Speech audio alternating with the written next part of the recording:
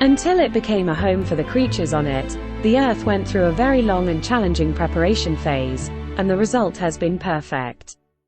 It hosted millions of species. These species became a part of various food chains, and all creatures fulfilled their responsibilities for continuity. Trees, insects, birds, reptiles, and all other living beings on Earth lived in harmony. Much later than many other species, humans also joined this harmony.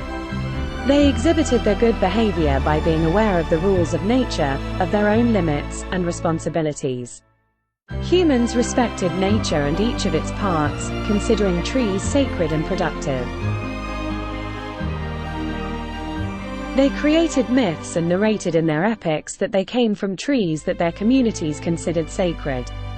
Human beings always knew that as long as they didn't ruin the harmony, they would benefit from all the resources of the generous earth in the best possible way, and they didn't disrespect nature. They encoded this in their all trees were necessary for humankind.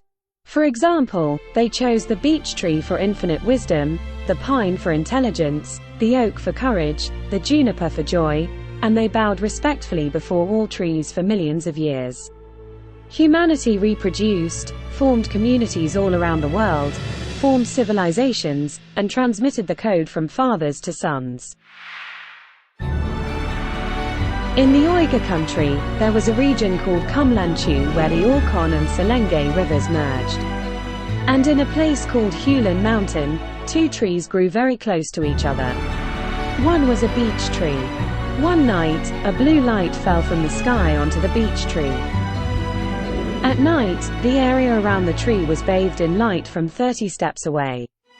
One day, the trunk of the tree suddenly split open, revealing 5 small tents in the shape of 5 small chambers. In each chamber, there was a child. Each child had a pacifier hanging from their mouth. They were sucking milk from them. The people and the leaders of the communities showed great respect to these sacred children that were born from the light. The people living between the two rivers saw this light and watched in awe. It was a sacred light. The light remained on the beech tree for months. During the time the sacred light remained on the beech tree, its trunk grew and swelled. Beautiful ballads began to come out of it. The people who believed that all 5 children were sent by God wanted to make one of them the ruler. Bugu Han was the eldest. He appeared more handsome, intelligent, and courageous than the others. Since Bugu Teken was superior to all of them, he became the ruler. Thus, as years pursued years, one day Gali Teken became the ruler of the Uyghurs. The greatest rival was China. Gali Teken wished to repair the relations with the Chinese by marrying Qi Lian, one of the Chinese princesses. However, the intentions of the Chinese were quite different. One day, the Chinese ambassadors, benefiting from the protection of the Chinese princess, arrived at Qi Lian's palace with their fortune tellers. They said, discussing among each other, the wealth and prosperity of the Hulan mountain depends entirely on a rock called Kutlu Mountain. If we want to destroy the Turks, we must take this rock away from their hands. After this conversation, the Chinese requested the rock itself in exchange for Qi Lian. The new Khagan, without considering or caring about the consequences of his request, accepted the Chinese desire and gave them the rock, which was a part of his homeland. However, Mount Kutlu was a sacred rock. The happiness of the entire Uyghur country depended on it. This magical stone represented the indivisible unity of the Turkic homeland. The Khagan gave the rock away, but the rock was not easy to remove and carry. The Chinese realized this and piled wood around the rock and set it on fire. When the rock was red hot, they poured vinegar on it and shattered it into pieces. They took each piece and carried it to their country. That's when it happened. All the birds and animals of Turkestan spoke up and cried in their own languages for the rock being given to the enemy. 7 days later, the thoughtless Khagan, whose sin was unforgivable, died. However, the country was not saved from disaster by his death. A rock from the homeland, which had been given away without hesitation for the sake of a Chinese princess, caused the disaster of Turkestan. The people did not see peace or comfort. The rivers dried up one by one. The water of the lakes evaporated. The soil cracked and crops did not grow. After some days, Bugu Khan ascended to the Turkic throne as the ruler.